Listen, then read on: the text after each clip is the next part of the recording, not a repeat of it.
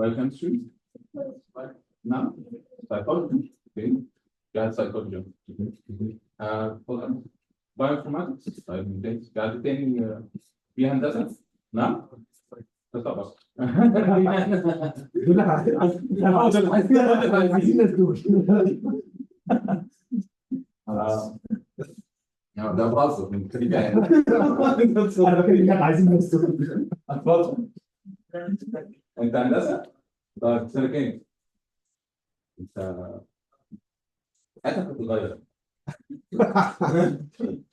اوكي اشتغل صح؟ طيب هنتكلم في موضوع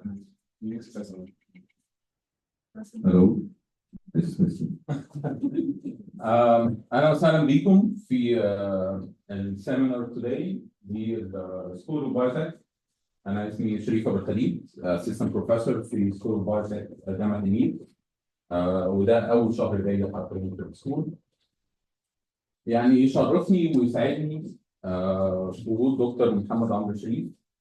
هو يعني إحنا أصدقاء من سنين طويلة، ممكن يكون في منهم أصلا ما اتولدش في الوقت ده. بس يعني قبل ما اقدمك انا احب اقول حاجه للطلبه اللي هم الاندر جراد. ده ممكن يحتاجك عشان انا عارف انت ما بتحبش القراءه بس يعني بحاول اعمل كده بس يعني بس انا كنت ابتديت مع بعض الاصدقاء حاجه اسمها بايو كيم. وكان ساعتها الدكتور محمد عمرو كان عامل حاجه قرر ليها اسمها Bioinformatics Solution for Egypt، صح؟ واحنا كنا الاثنين شغالين في حاجه قرر لبعض، بس بعد كده حصل ديسكشن ما بينه وما بيني، وهو ما كانش عنده مانع خالص ان هو يسول Bioinformatics Solution for Egypt جوه بايوكيمستري. العمل ده ذات نفسه هو عمل نبيل، وعمل بيحط المصلحه الاكبر اهم من ان هو ياخد كريدت في البروجكت بتاعه. بعد كده دكتور محمد عمرو وانا وناس ثانيه اسسنا بايو كيمت اللي لسه مكمله لحد دلوقتي. وكان اول توك لبايو كيمت، اول ايفنت خالص كان دكتور محمد عمرو اتكلم عن نيورو انفورماتكس. وده غالبا كان دكتور محمد الحديدي لو حد يعرفه كان هنا، كان برضه كان حاضر، كان اول مره نسمع عن نيورو انفورماتكس، كان اول مره نسمع عن نيورو انفورماتكس. فده بسبب حاجات كتيره جدا دكتور محمد عمرو عملها على المجال الانساني والساينس كوميونيكيشن والساينس ديفلوبمنت في مصر، يعني اي او هيم بيج تايم. دكتور محمد عمرو اتخرج من كليه طب جامعه عين شمس، تخصص سايكايتري ونيورولوجي. وبعد كده يعني انا هتكلم شورت كده المحطات الرئيسيه عشان هو سي في كبير جدا ومليان بالانجازات. بعد كده انت رحت امريكا، صح؟ درست في كليه او في جامعه، يعني كنت بتعمل الدكتوراه في البايوميديكال انجينيرنج with focus on computational neuroscience، ده الهندسه الكمبيوتر ساينس، ركز في الموضوع ده. وكنت برضه بتعمل ريزيدنسي ثانيه في الجامعه في السايكايتري. واخدت اووردز اللي هي بي اي اوورد، كانت كينيكت وييل على حسب ما.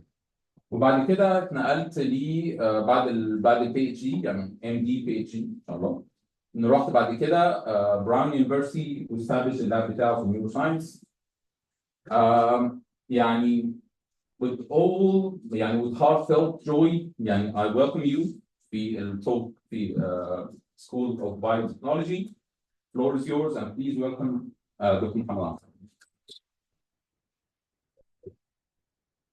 بداية الميكروفون محتاجينه ولا صوتي عالي كفاية؟ كويس. كويس اوكي. دور. اوكي. متشكر جدا، مش عارف اقول لك ايه. I'm very excited ان ابقى هنا النهارده. لما كنت بتكلم مع الناس ان في 2003 ان انا عايز اخد حاجه بايو انفورماتكس في اسمه بايو كيمستري عندنا في عين شمس، قلت حاجه تعتمد على الكمبيوتر شويه وتاخد ماجستير. ودلوقتي لا، احنا في ناس عارفين يعني ايه بايو انفورماتكس، عارفين ذا possible intersection ما بين الكمبيوتر، ما بين البيولوجي وما بين الكمبيوتر ساينس. I'm very excited and to give an idea of like what is computational neuroscience, like what is the combination of computer science with neuroscience. I just want to make sure the Zoom شغال ولا لا. It's working. Okay. فعنوان المحاضرة is introduction to computational neuroscience. الايم بتاعي since ان في ناس هنا ممكن يبقوا interested في البيولوجي plus في ناس ممكن يبقوا interested في artificial intelligence او machine learning algorithms. فالجول بتاعي and I would hope to give an idea about computational neuroscience for a better understanding of psychiatric disorders and their treatments, depression, OCD, schizophrenia, ازاي فهم المخ من خلال computational neuroscience can help us to understand psychiatric disorders أحسن and arrive for better treatments. بس في نفس الوقت برضو عشان خاطر the people who are like more interested in like AI is ideas for neuro AI. Neuro AI is a bit of like the new buzzword. Most of the traditional AI artificial neural networks it's called like deep neural networks. زي large language models, transformers, حاجات اللي resulted like ChatGPT الأيام دي.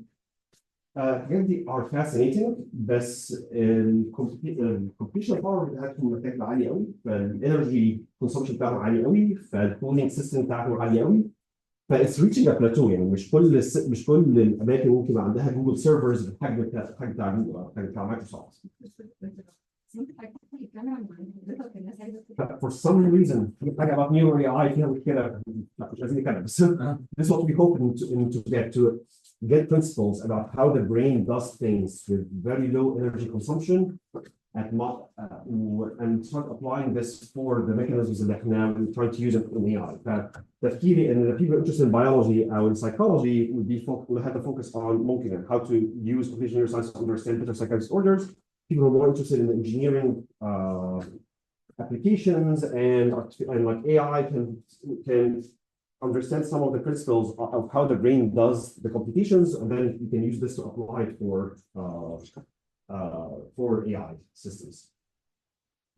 My motivation for the field in IMD in neuroscience, we have big data. عندنا data from the Allen Brain Institute as an institute for Washington State. بتطلع data from rodents, from humans, from monkeys وتحطها for free on the internet.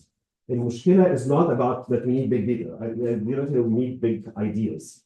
It's a flood of information مش عارفين نفهمها ازاي, and we need frameworks to help us understand الداتا دي كلها نفهمها ازاي نحطها ازاي مع بعض.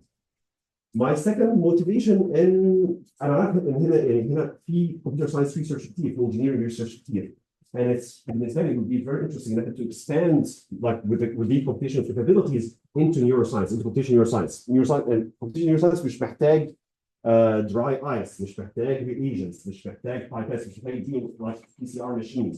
You can like what we actually need is computational power, which computer science knows and like engineering عندهم, and we need what's called the brainware. Yeah, it's not the software, it's not the hardware, it's the brainware. It's the people who can understand the questions that translate that into computational terms, and then implement them and put them into code that allow us to answer the questions we had in the first place. عشان يعني to provide a quick context. In psychiatric disorders, have so many factors that are implemented here. في biological factors, في psychological factors, social factors, spiritual factors, other factors we don't understand yet. And my assumption as I'm working in this field as a psychiatrist and a neuroscientist is that the brain is interfacing all of these different factors. So social, psychological, biological, all of them the interface is happening through the brain. فعشان كده يعني أنا ما بقولش إن psychiatric disorders are only biological disorders, بس بقول إن psychiatric disorders are disorders that are interfaced by the brain.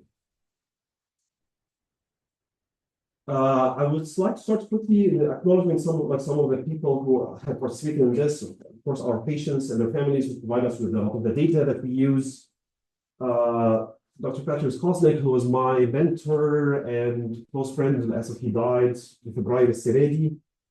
Some of the projects that we might have a chance to talk about today was in collaboration with Nile. Two people in my lab, Christian and Mustafa, have been working with me for at least a couple of years. working on the project that هنتكلم عليه النهارده. Some of the people in the rest of my lab and the funding agencies اللي بتدينا الفلوس عشان خاطر نعمل كامل، فلوس مهمه، يعني الفلوس مش عارف نعمل ايه. الاوتلاين النهارده I'm going to discuss how the brain is organized into multiple levels. Every level is affected differently in psychiatric disorders. We're going to talk about how the computer models are needed to study the interactions between these levels. What's called functional computer models, اللي هي biologically constrained artificial neural networks. دي الحته بتاعت neuro AI. And there are artificial neural networks that the predominant ones, the neural networks that بنستعملها are الناس بتقول inspired by the brain, but it's not actually biologically constrained by the brain. There's so many differences that هنتكلم about them.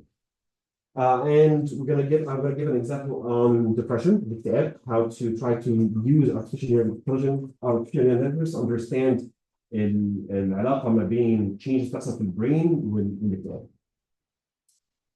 الفورث point, I'm not sure إن هنلحق نخلصها النهارده. I might not go it. I might just stop at 3. If there's more time, we can talk about it. But this is another kind of computer models where we try to investigate the dynamics of the system.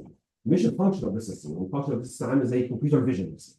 إنما الداينامكس of the system إن ايه الخلايا اللي بتفاير اسرع او ايه الفولتج تشينجز بتحصل اكتر بكتير over time that resulted in ability to do computer vision. هم حاطين مختلفين في function and في the underlying dynamics.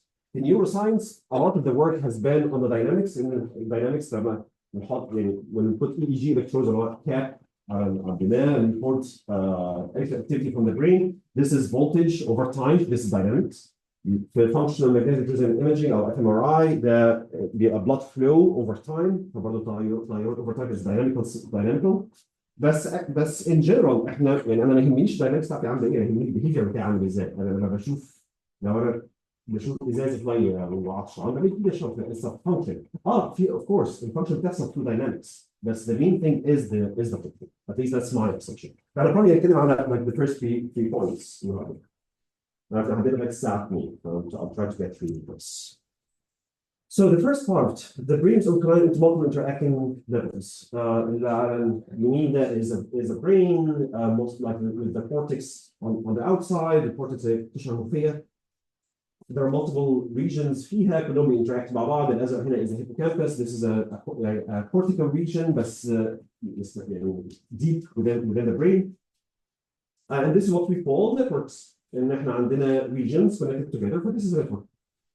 If we like take a look at just one of these regions, هنتكلم نيجي عن neocortex. المخ فيه يعني في multiple regions، في neocortex، في striatum، في بس انا عايز اركز على neocortex، وعايز اركز على neocortex and we think and neocortex is what makes us different from other mammals. In humans حصل expansion في neocortex، neocortex كبرت قوي وده this is what makes us able to plan things for like 10 years in advance, simulate like writing novels or writing fiction. No, I can do a simulation for reality.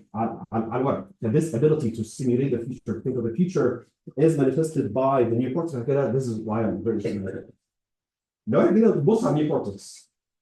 Neocortex is actually عبارة عن 6 layers. لو احنا بص that is just a section صغير قوي الجمجمة هنا. السكال هنا فوق وتحت هنا the rest of the brain وعندنا around like لو ما اعرفش اتمنى people can see and we have multiple layers and layer this is the first layer, this is layer 2 and 3 together, this is what's called layer 4, sorry, this is layer 2 3, this is layer 4, this is layer 5 and layer 6. ففي architecture الموضوع is not just a collection of cells محطوطين على بعض. There is quite a structure for it. What I'm here I'm representing just for عشان خاطر for easy illustration and the neurons that layer 5 and هم طوال دول اللي هم هيبقوا هنا 2 3 اللي هم هنا. I just I'm trying to have like a schematic عشان خاطر بس لو ده شكله ملخبط قوي لا there's something more simplified that shows a connection ما بين الخلايا المختلفة. If we started to focus على just one of them, like just one of these cells, it عاملة زي شجرة. It has a trunk, it has roots, it has branches, it has its own physical geometry. It's quite complicated and quite fascinating. والكونكشنز ما بينهم من خلال الساينابسز لو الناس مور لايك نيورال نتوركس دي الويتس اللي بتبقى بين النيورونز. لو احنا بصينا على جاست السيل ميمبرين بتاع الخليه دهيت، عندنا channels، عندنا ريسبتورز at the molecular level، وكل الكلام ده is manifested او is encoded by the genes. As you can see, like in order to just break down the brain, there are so many different levels. وطبعا الكلام ده كله يعني is there to help with the behavior. لو جعان هروح اشرب، لو انا سوري عكس، لو انا عطشان هروح اشرب، لو انا جعان هروح اكل. ف going all the way from like behavior to networks to microcircuits to neurons to molecules to genes, there's so many levels.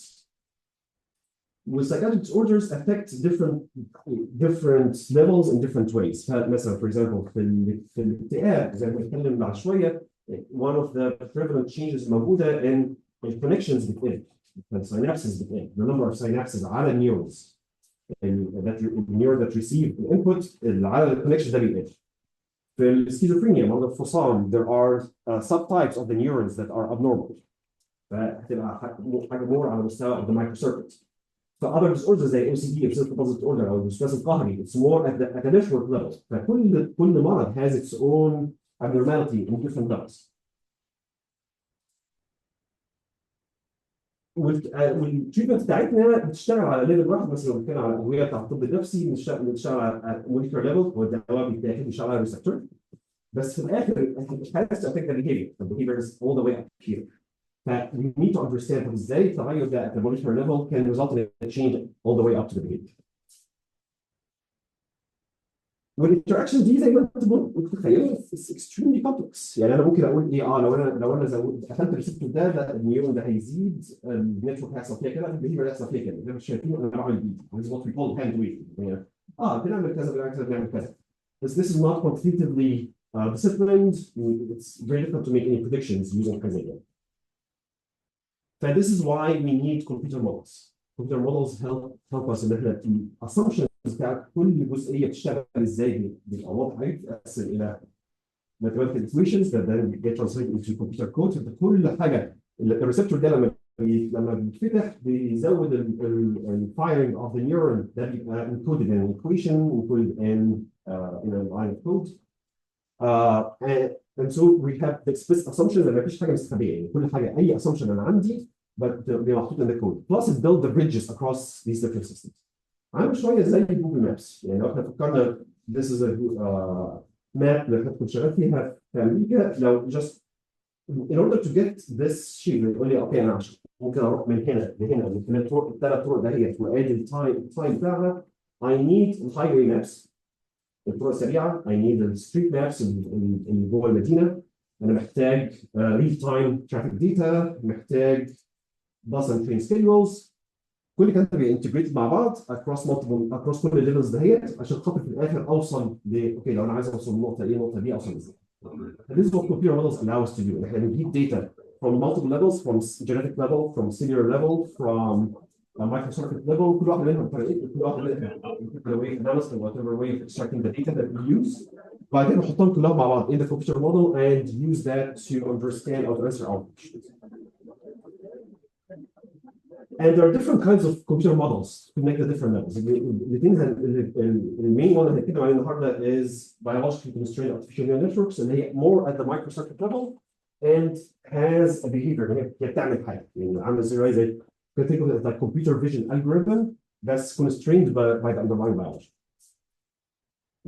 What's called conductance-based neuronal modeling, you can think of it as differential equations that describe كل حته في النيورون بيتحطوا كلهم مع بعض. فمثلا بيبقى عندنا مثلا ما لا يقل عن 200,000 differential equation بس تحطهم كلهم in a simulator and then you can generate voltage activity across time, blood flow activity across time. بس again we're not going to focus on it today. This examines the function, this examines the dynamics. Now I'm going to select most of what, like probably the rest of what I'm going to talk about. بعد كده هيبقى on the third point. If we have more time, we have like half an hour. But I want to first check. Yes, administration.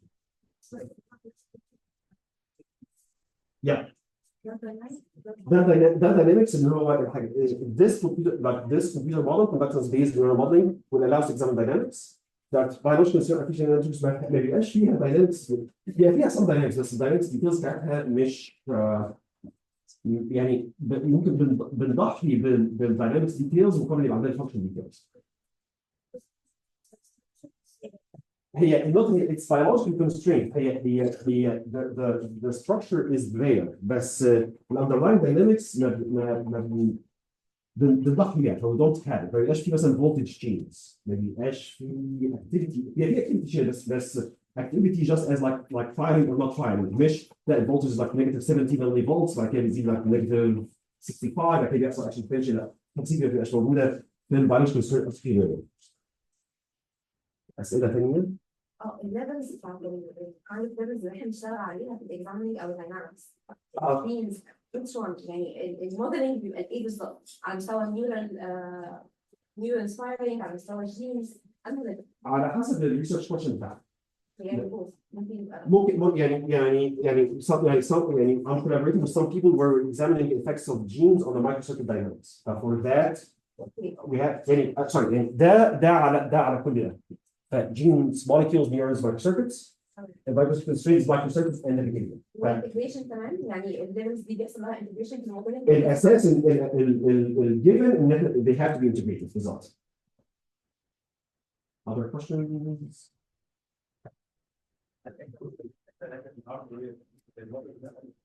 ولا مجرد سوليوشن You can do, يعني you can do hardware that works similarly to these algorithms. بس this is not my area of expertise. أنا يعني electronics عندي ضعيفة. بس في يعني people talk about like neuromorpho chips. فهي chips that work that implements what is implemented at the software level in a hardware way. Of course, تبقى أسرع بكتير. I think that there is a lot of interest in people doing this work. I would love to collaborate. It's not my area of expertise, فمش هقدر أقول لك نستعمل any material.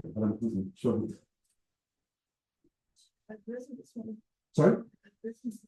Okay, هنتكلم عن هو اسمه HTM. Hierarchical temporal memory. This is what we're going to describe in the next part. Other questions? And once and twice. Okay. All right. All right. So يعني عشان برضه يعني جزء البيولوجي I'm just going to give a very quick overview of like what is depression يعني في الطب النفسي we diagnose depression and there's a minimum of 2 weeks of sad mood and or loss of interest in like things that people used to like before حد بيحب الكورة no longer interested in أتابع ماتشات associated with impaired sleep appetite, low energy, guilt feelings and severe suicidal thoughts. With the underlying mechanism, at least like neurobiologically speaking, is impaired plasticity. بمعنى إيه plasticity is the ability to change the weights. Again, this, if we think about like deep neural networks, إذا عندك deep neural network ما بتتعلمش. بتعمل error back propagation, بتعمل gradient descent, but you're not updating the weights. This is what can be the underlying cause in depression. Sorry. Okay. We can no longer change the weights of the network with connections ما بين الخلايا وبعض أضعف من الهيلثي أضعف من الشخص قبل الدبريشن. والتريتمنت بتاعتنا it seems إن هي restore plasticity لما بندي مريض اكتئاب بنديله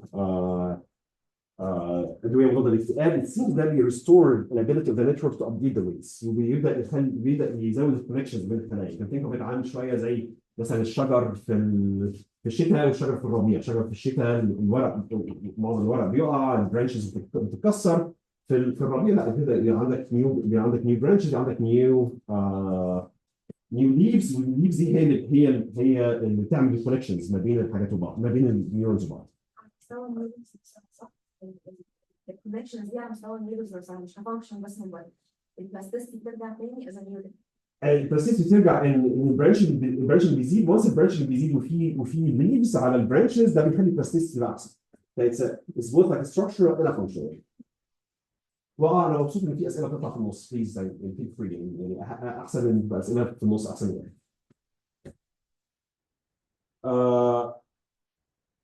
يعني عشان just يعني to show you what does it actually look like in like an animal model of depression. لو احنا بصينا على this is the layer 5 neuron نيورون طويل قوي موجود في الطبقه 5 من النيوروكورتكس وموجود تحت خالص بس الدندرايتس بتاعته بتوصل all the way up. And يعني a lot of the inputs بتخلص على الديستال بارت هنا. ولما تبص عليها تحت الميكروسكوب ممكن تشوفوا ان في هنا الليفز يعني عامل زي ورق الشجر شويه.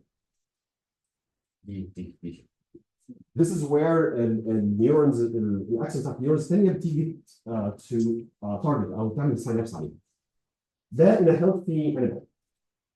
In an animal that has been exposed to what's called CUS or chronic unpredictable stress, which is an animal model for depression. اللي هو بيبقى فيه stress للانيمال بس unpredictable. هي دي يعني الستريس البريدكتبل our brains can deal with. الستريس اللي unpredictable بيخلي ده اللي بيزود الكورتيزول ليفل وده اللي بيبدا يخلي ان الليفز تبدا تقع.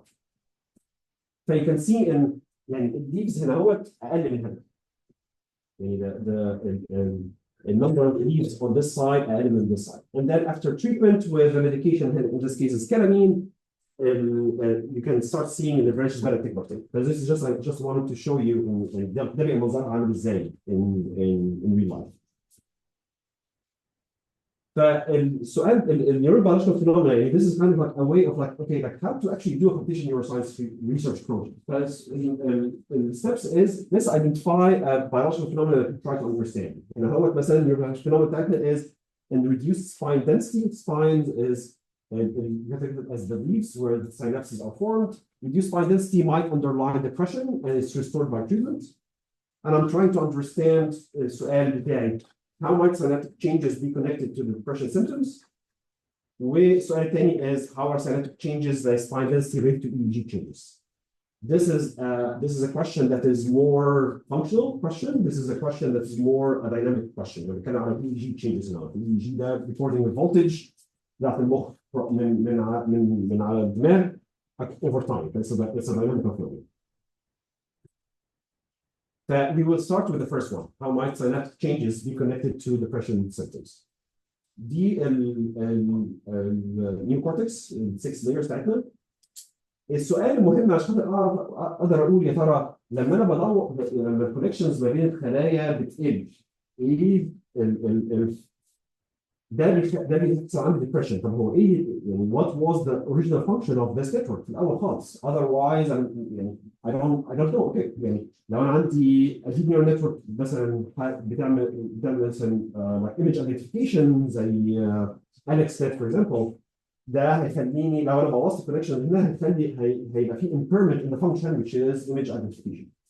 بس طب ايه الفانكشن بتاعت النيوكورتيكال layer؟ And that's a very big question. A lot of people don't agree on an answer yet. However, like there has been a lot of research in 1 or 2 slides that has been trying to look at okay, the function that could be there between these.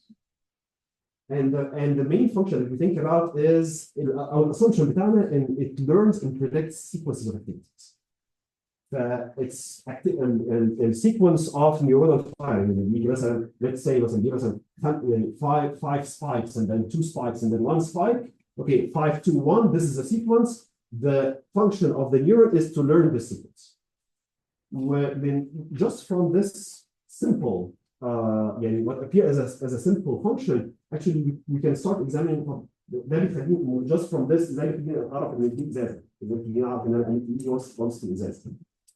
That's our main assumption. And by the way, what I'm saying here is an assumption.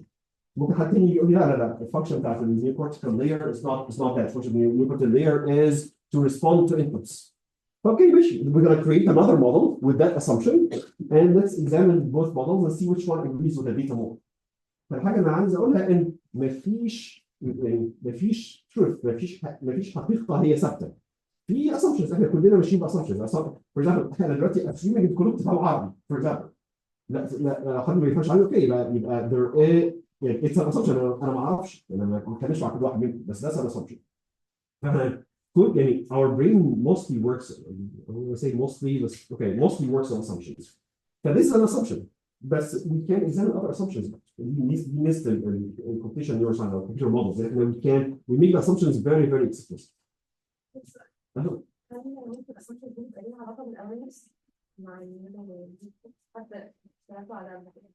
awareness. and then Yeah. Yes, that's it. Like, there are some people who are trying to work on that, but I have my own concerns about it. Thank you. That's a polite word. Thank you. I have concerns about it. Thank you. But it's awareness is a subjective experience, not an objective experience. It's like awareness. You cannot know that I am self-aware. And I've only I'm self-aware, but I'm not self-aware.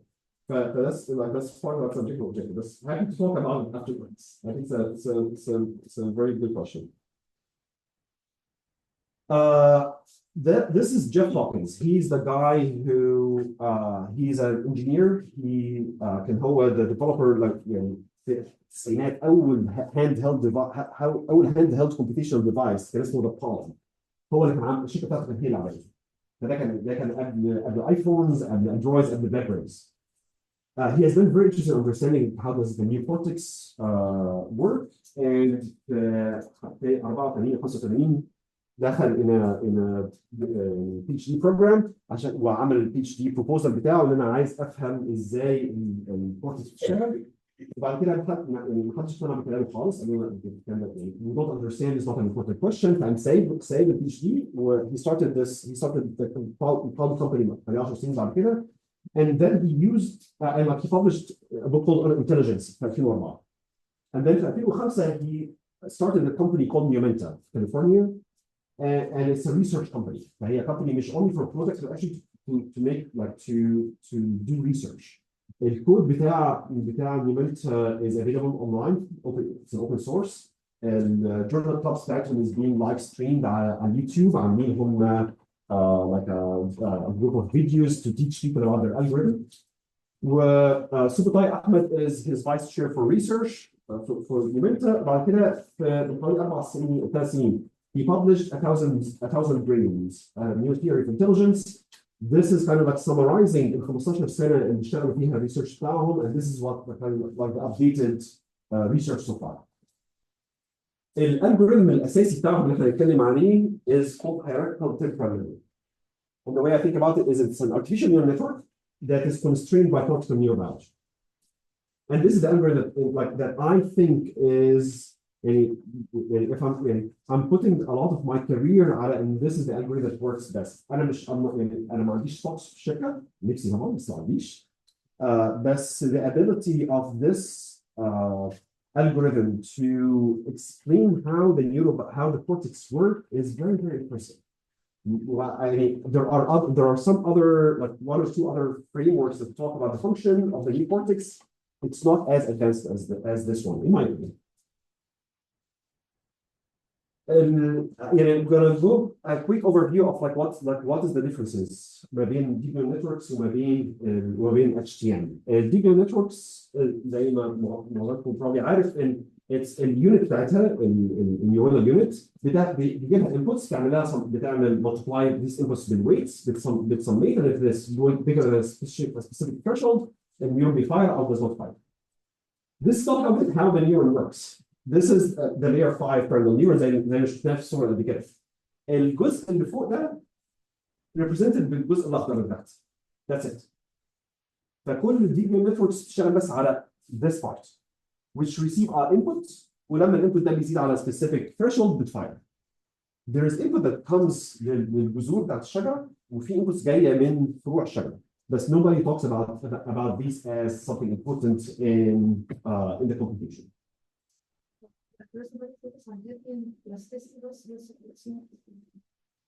Helium plasticity as in like neurons that fire together, wire together. There is an element there, but it's a bit modified. يعني ممكن نتكلم عليها مش تفاصيل قوي about like how the learning happens.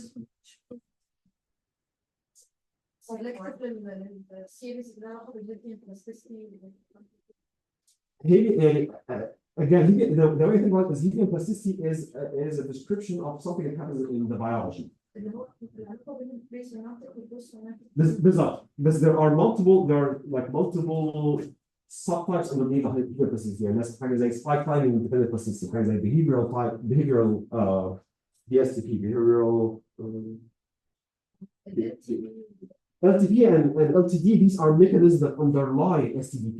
أو spike time estimation velocities. فهي capacity is the general umbrella. Underneath each of it, underneath it في كذا other system بيشتغل different time scales. هتشتغل على time scales of seconds. هتشتغل على time scales of milliseconds. هتشتغل على time scales of minutes. فهي capacity is the general. overall I would say yes. بس أنا عايز أتكلم بقى في التفاصيل. Yes. Yeah. One of the main things هنا ان في feedback leading للخلايا and like this is not included قوي in deep neural networks ان في context leading and this is not included at all في deep neural networks في some things that try to implement حاجه كده one of the archetypes in LSTM long short term memory does not يعني okay it tries to take into account the context اللي هو ياخد into account the history بتاع يعني انا مش النهارده جاي بتكلم من فراغ انا جاي بتكلم بيز على مناقشه مع دكتور شريف بيز على يعني there's history there's context there is الهيستوريكال داتا دي مهمه دي احنا مش بنتكلم just in the moment. Deep neural does not take into account LSTM does بس مش in a run مش in a way that maps the neurobiology زي HTM. The way that we think about this in okay this الجزء الاخضر ده this is what matches here بس بعد كده we have other connections جاي على dendrites that provide the context and that provide the feedback. So these are other types of inputs بتيجي من neuron that is not represented in deep neural networks.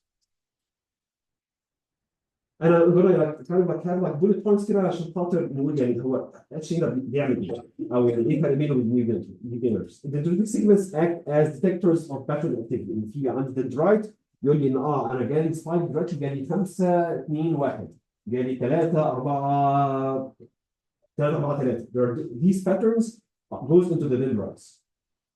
الاكتيفيتي بتاعت النيورونز ار سبارس بمعنى ان في اي وقت 3% of the neurons are firing. The network small it's actually almost 100% of the neurons are firing. فده فرق كبير قوي بين how the brain does it وبين how like deep neural networks do it. The neurons receive feed forward input as well as context. You know اتكلمنا عليه في السلايد اللي فاتت and the neuron receive other inputs. ال HTM ما بيعملش urban propagation. Urban propagation is one of the big issues في deep neural network. الناس بتقول لا ده This is how the brain works. Actually, there's no evidence so far in the brain works by urban propagation. This algorithm does not need it. الالجوريثم ده بيعتمد على plasticity mechanism ما بين السيلز وبعض. It works by online learning and prediction. بمعنى ان usually deep neural networks الناس you get the deep neural network, you train it and then you test it. احنا ما بنشتغلش كده، احنا ما حدش مننا لما بيتولد بنقعد في الانكيبيتور 6 سنين ونتعلم كل حاجه تنفع في الحياه، ما بيحصلش كده. احنا from the moment that we're born we're continuously learning and predicting and correcting, learning, predicting, correcting. This algorithm can do that.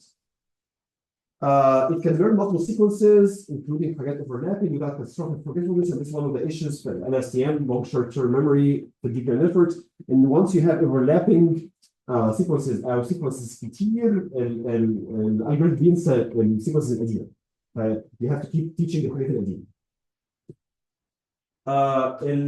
overall based على الكلام ده the cortical layers layer 2 3 4 5 and 6 اللي احنا كنا بنبصين عليه they act as unsupervised predictive algorithms. بمعنى ان هم they are algorithms that can predict the future given the past and it's unsupervised. مش محتاج تعمل labeling with data. You just pass the data in and it's going to start learning and predicting.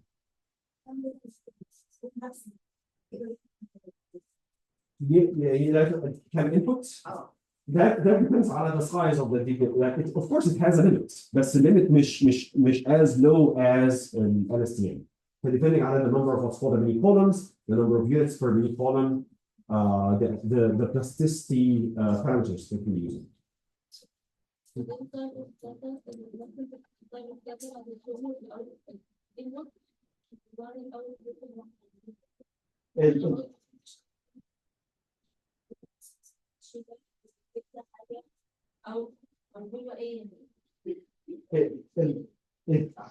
type of data is time series data and data over time. ممكن يبقى مثلا عدد العربيات اللي بتعدي على السبكتروم في حته معينه. This is number of cars over time. This is what's called time series. It can learn and predict this. اي حاجه in my like in my opinion their opinion اي حاجه اي data is actually a time series data حتى الفيجوال انبوت احنا بنفكر لا دي صوره لا actually the way that like the way that mammals and humans work ان احنا لما بنبص على الصوره بنبص مره واحده احنا actually عيننا بتروح تيجي ف we're collecting data over time.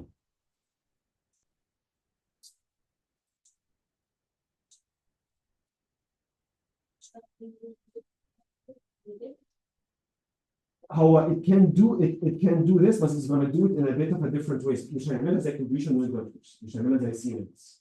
It's going to do it in a different way that's more closer to the brain. ودي يعني احتمال سؤال حضرتك يبقى احنا بنتكلم على طب هو انهي احسن؟ يعني ما استعمل computational network ولا استعمل ده؟ والسؤال هنا it's not like the question I'm trying to answer is I'm not trying to make a better algorithm as in like حاجه بتعمل مثلا classification let's say 99% versus 97.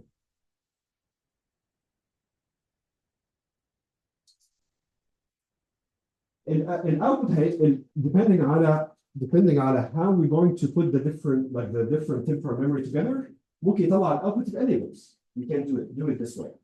But again, it's not about when I'm trying to make a better algorithm, better as in better classification.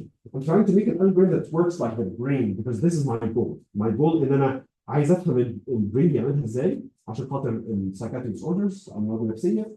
Plus, and then I want to understand how the brain does, and the brain style energy قليلة قوي in comparison to the deeper networks. But my goal here is not necessarily about making it better. At least my first goal is not about making it better accuracy. It's about making it more similar to the brain. It's a bit of a different way of thinking about it.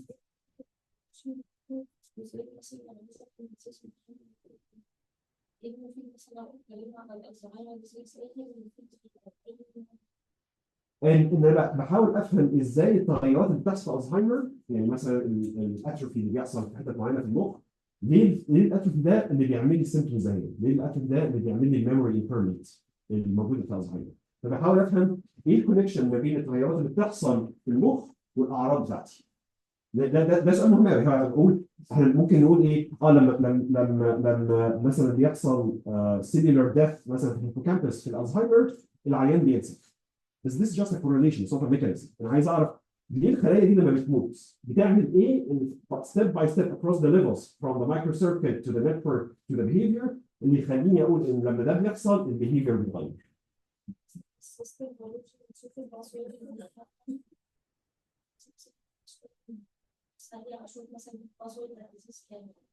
pathway like a biochemical pathway.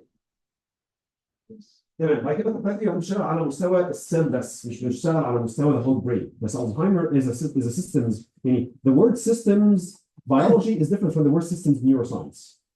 Systems biology بيتكلم على زي ما حضرتك بتقولي a biochemical pathway I want to understand كل الجينز how they interact together. Systems neuroscience I'm trying to understand how all the elements work together including the biochemical ones بس برضه including cells connected together including the brain regions connected together. انا كنت بسال على layers يعني مثلا في different بعد data داخليه زي مثلا cellular data brain regions فالهيتروجينيستي اللي موجوده في الداتا هيتعامل معاها ازاي؟ هيبقى في يعني we can try okay it's not as well developed as neural networks yet. And that's why it's a great opportunity for research. انما in general لا يعني it can learn heterogeneity because what's called heterogeneity is differences in the context, is differences in the rate of spiking, is differences in rates of blood flow. It can manage heterogeneity much better even than like CNNs or DNNs.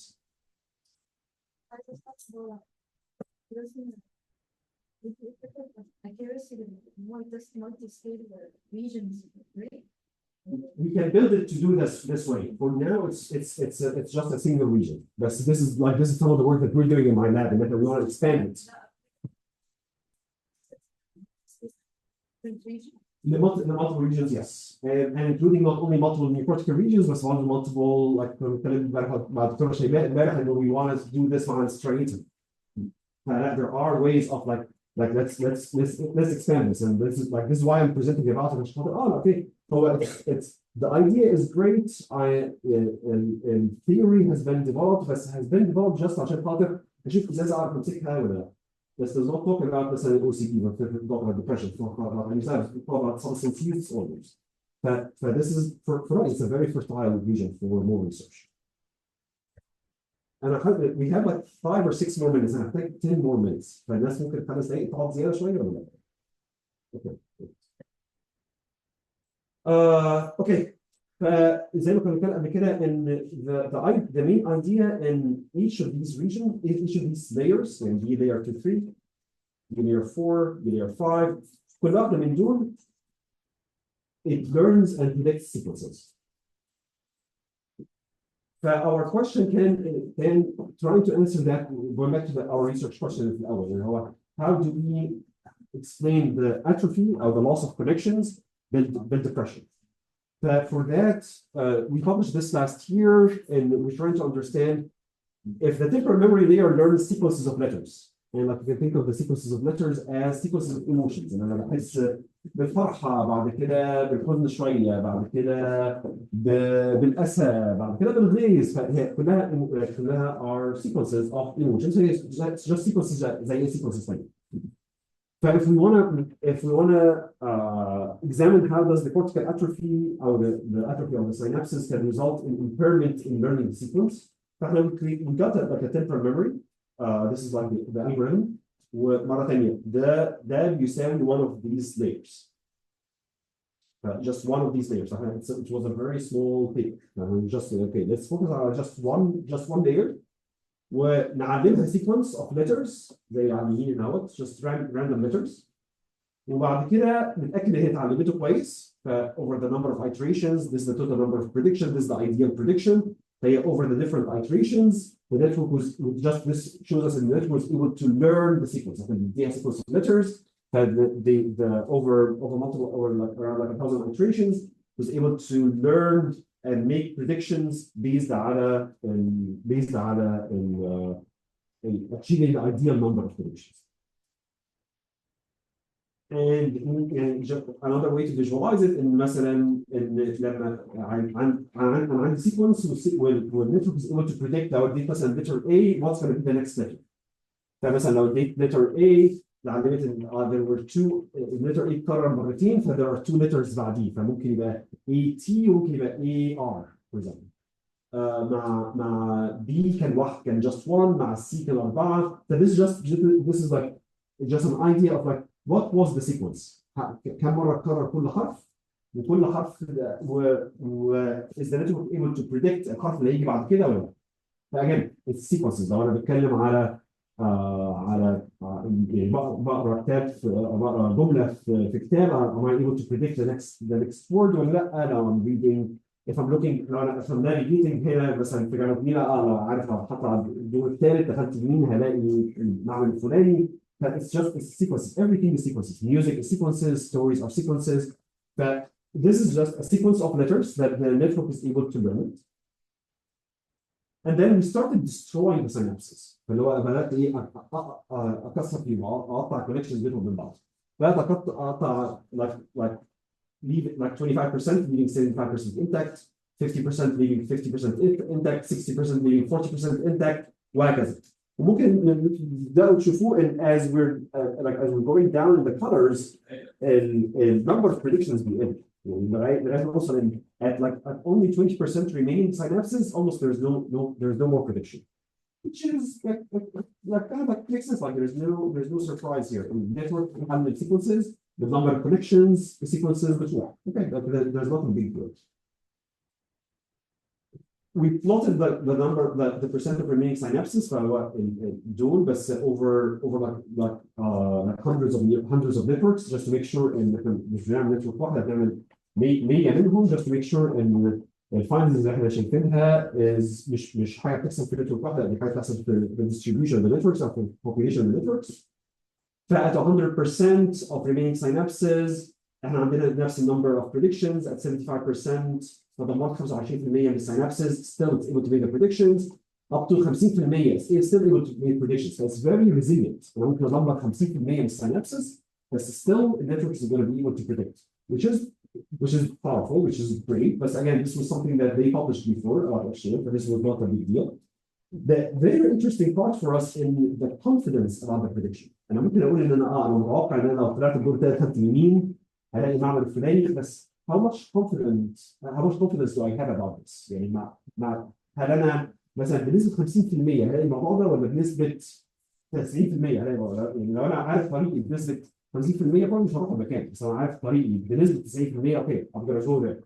So this was the interesting part for us in the confidence about the prediction was markedly impaired at like 75% of the synapses عن البريدكشن، او the network was still able to make predictions بس ما كانتش واثقه البريدكشنز ديت، ما كانتش واثقه يعني in the مش accuracy بس in the confidence of these predictions.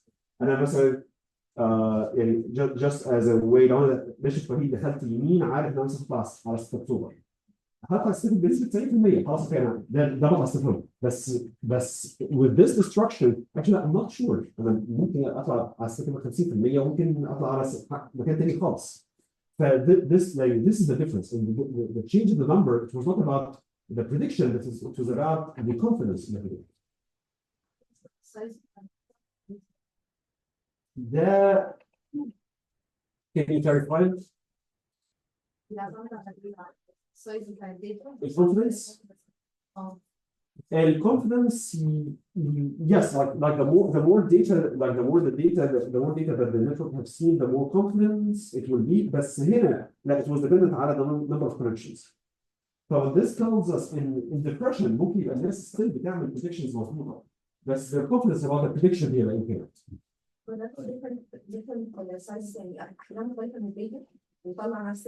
So no, this was the same amount of data. It's the same network. أنا بدمر synapses بنفس the same amount of data, the same network size في الأول.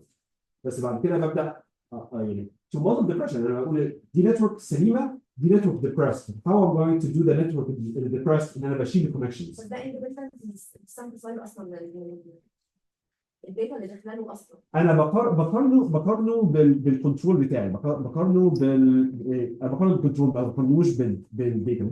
We can do something to examine the size, how does the size of the data affect this. Because this was not this point. I'm sorry. Go ahead. Go ahead. طب انا ازاي اقدر اتجنب يعني حضرتك قلت ان احنا نعمل كومباريسون ما بين الكنترول وما بين مثلا ام دي بي مثلا. تمام.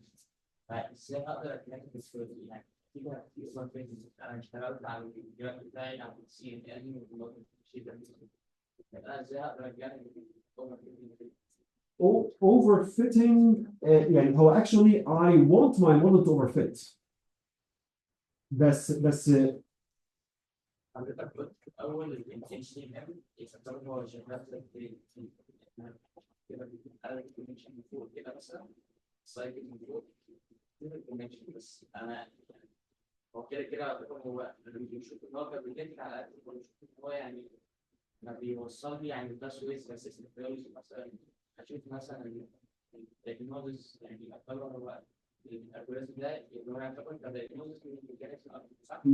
لا هو I'm not using the algorithm to diagnose. I'm using the algorithm to understand the mechanism that underlies the depression. لا بتكلم فيه يعني يبقى ايه يعتبر انا اقدر ازاي as I accurate know it actually represents this يعني ده اللي actually بيحصل في المخ. اللفظ accuracy هنا قصدك بيه ايه؟ مش accuracy كده بقول مش هو احسن بس يعني هو مش accuracy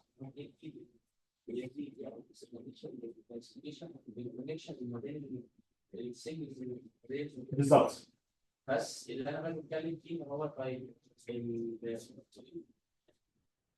الاوفر يعني ايه الجراس على حسب يعني اوكي for me لما بسمع لفظ القرايه صحيحه that's a general term I would like to be very يعني لا based on ان احنا بنتكلم نقول احنا قصدنا ايه بالقرايه الصحيحه من هنا. القرايه الصحيحه دي ممكن يبقى the ability of the model to predict the sequence دي ممكن قرايه صحيحه. القرايه الصحيحه ممكن تبقى the ability of this experiment to replicate اللي بيحصل في الdepression. ممكن قرايه صحيحه ثانيه. هو لفظ القرايه الصحيحه هيعتمد على what's the research question اللي بنتكلم عليه وايه الميتريك اللي هنستعمله. يعني انا سي ان ان هو ديكشن او كلاسيفيكيشن للمودلز بتاعي سواء ايمج بروسيسنج او سواء اكسبريشن جينز اللي هو بالنسبه لي الداتا يعني بس يعني ال HTML كده هو بيعمل زي ما قلت، هو بيعمل diagnostic، يوصل للكوريكشن بتاعت صح. احتمال اوكي I might يعني في حته I might not have explained it very well. كلمة prediction هنا انا مش قصدي prediction على الداتا. البريدكشن هنا and what is the next element in the sequence. فلفظ prediction هنا is very different عن the way that we use it in CNNs and DNNs. prediction هناك I want to make sure ان هل البريدكشن اللي بيطلع من الموديل ده matches the date the testing data ولا لا. هنا البريدكشن لا، هنا البريدكشن انا عندي sequence what is the next element in the sequence. So it's a different way of I'm using the same word which is prediction but it's a very different conception. It's very different. فاحتمال دي يعني that might be where محتاج اوضح في الاول. هنا يعني فكره ازاي الديبريشن بينتهي learning. بالظبط. learning is based على sequence generating and this is what we think the new cortex does. بالظبط.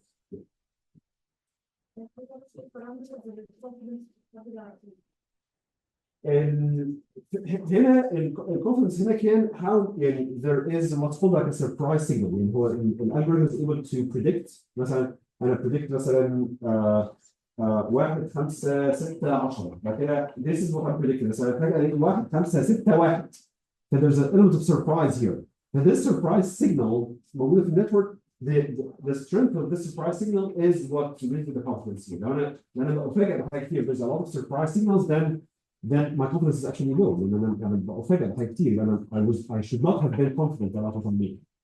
فالناس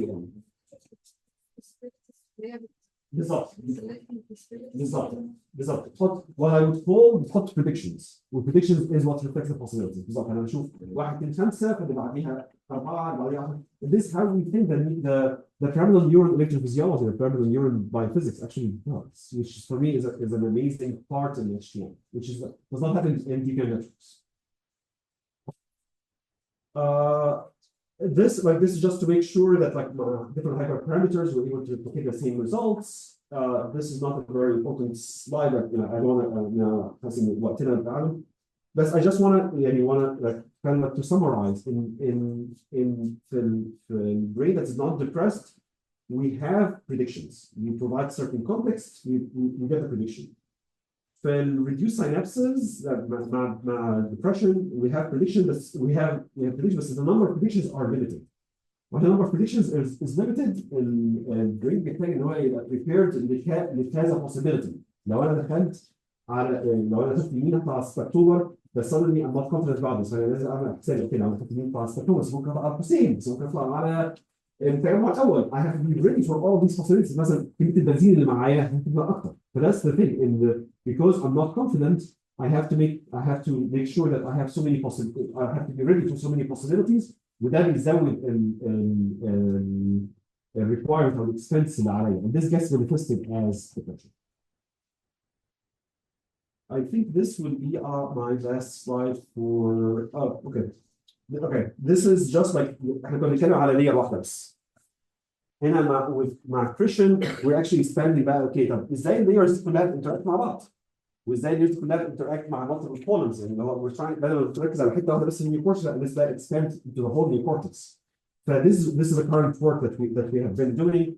and كلما ما بزود the number of columns كلما ما my ability to recognize objects or to recognize sequences بتبقى احسن. And this is where I will stop. mainly تركيزنا النهارده على biological genetics and this is one of the very exciting areas for neuro AI or for neuroscience in general. Context-based neural I've been doing this work for like 15 years. It's exciting. I supervise students in it, but my passion at AMD is in biological genetics. So I think this is where the overlap between engineering computational and neuroscience can be there. Thank you so much.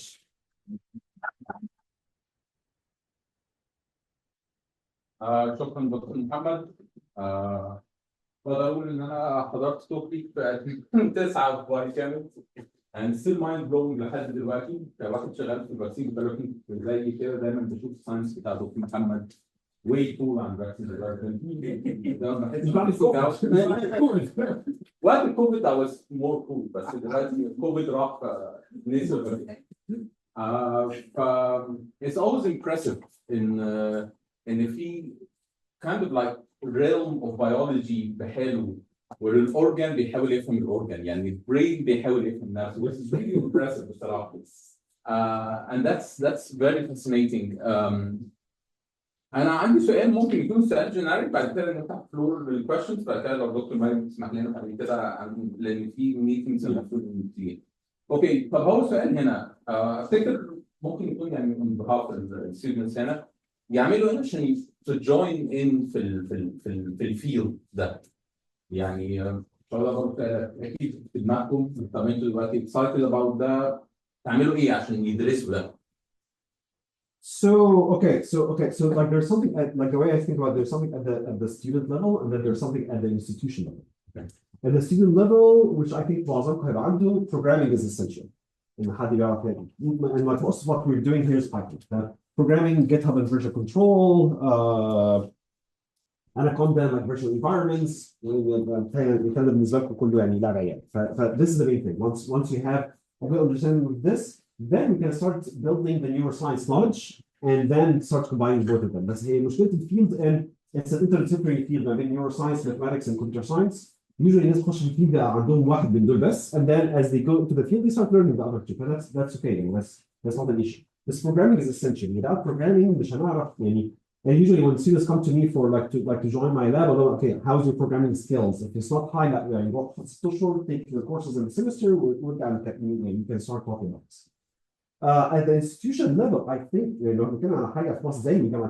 I think you already have this working in engineering. And people like working like video for like النقطة اللي ممكن يبقى missing the neuroscience link, and that neuroscience link is much is more ممكن تتعمل بس مش شايف ان دي مشكلة خالص. It is something that people can learn from professors. ممكن نعمل kind of a school. There are now computational neuroscience schools لأن يعني حاجة زي Neuromatch Academy or NMA that people use and you can do things just on your laptop and like have results that it's publishable and like advance the field. So that's for me it's fascinating. غالبا نسينا اول لما قلت هيبقى في سكول غالبا هنشوف عينين عماله في نيورونز عماله تضرب.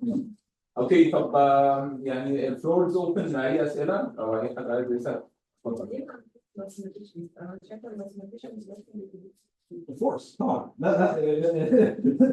لا حضرتك لا يعني a lot of the people in the field لازم تيجي from a neuroscience background لازم تيجي من mathematician or physicists. And the best thing is talk to each other. And sometimes, again, depending on the question, the mathematicians were the people and the physicists were the people who developed their efforts, which is fascinating. I now want to take this into a level that, like, I want it to be closer to the brain. But for that, it required an engineer who have a very deep interest in neuroscience like Jeff Hawkins. But of course, please. Come on.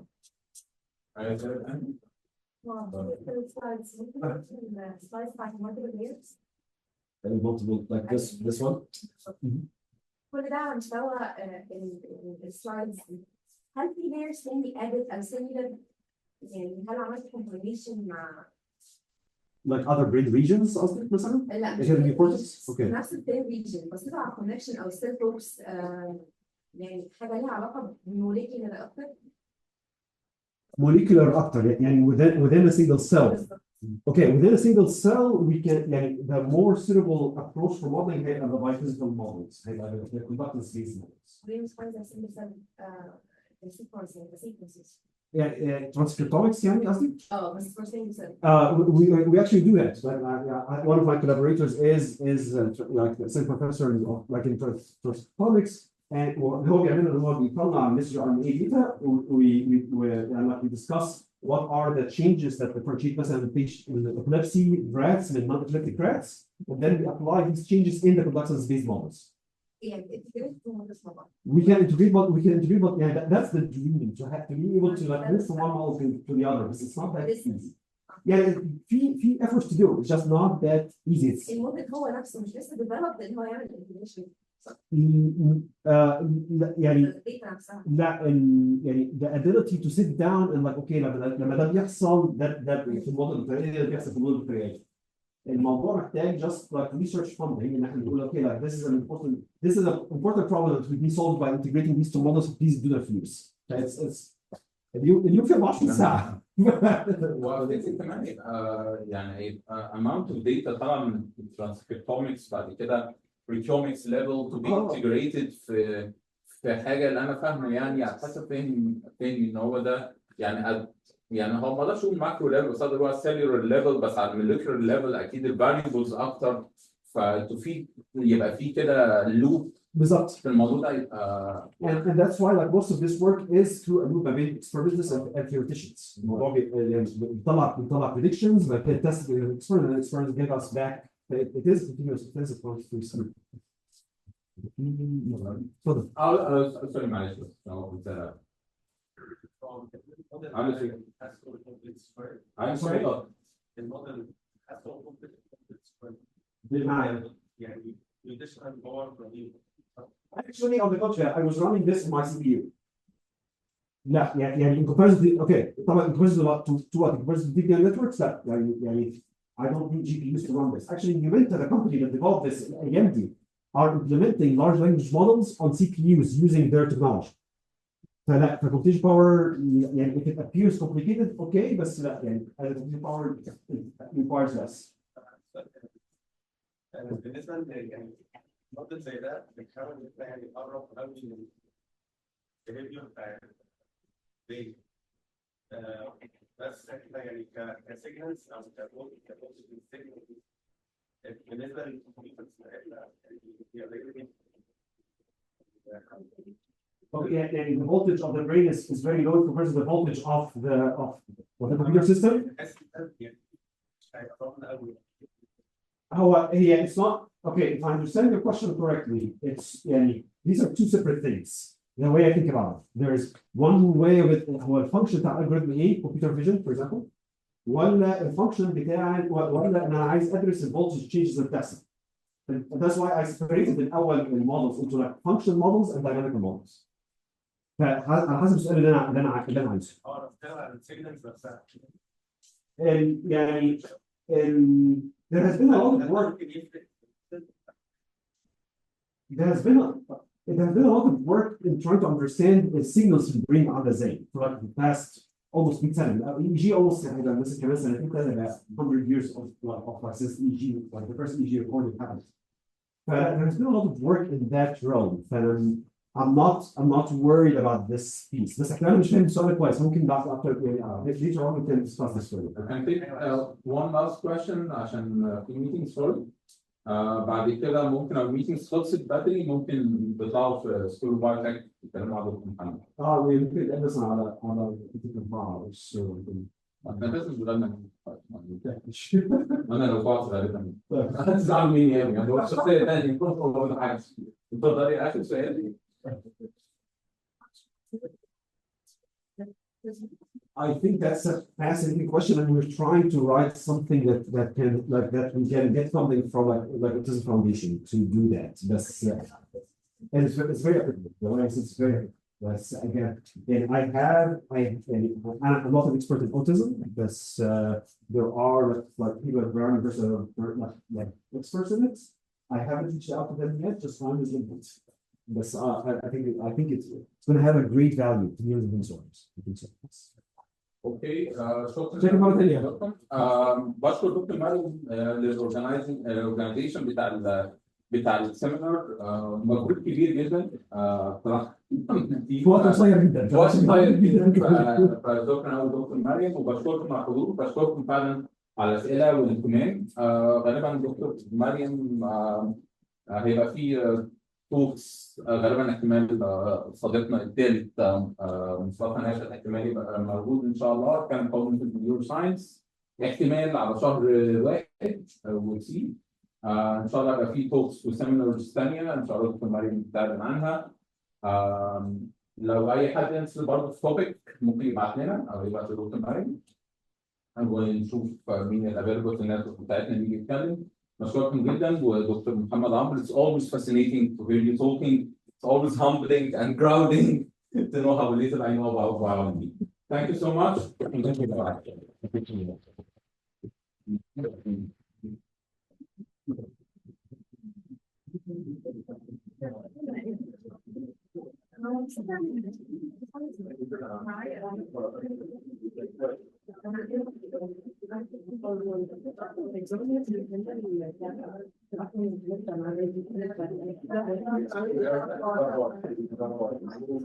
هو يعني I hope now يبقى في research program أو research question بيتكلموا عليه.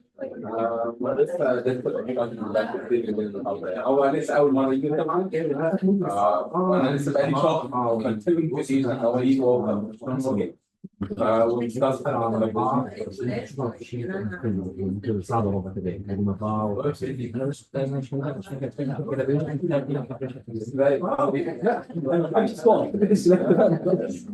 عملت اناليسيس بعد كده عملت في الكاد وطلعنا potential بروتين وبعد كده بعد كده خدنا على الماشين بعد كده على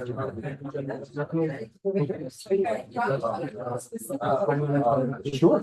Very happy to. يعني بس شوف انا بعد الشريك اللي قال كده ان شاء الله. كلام sure.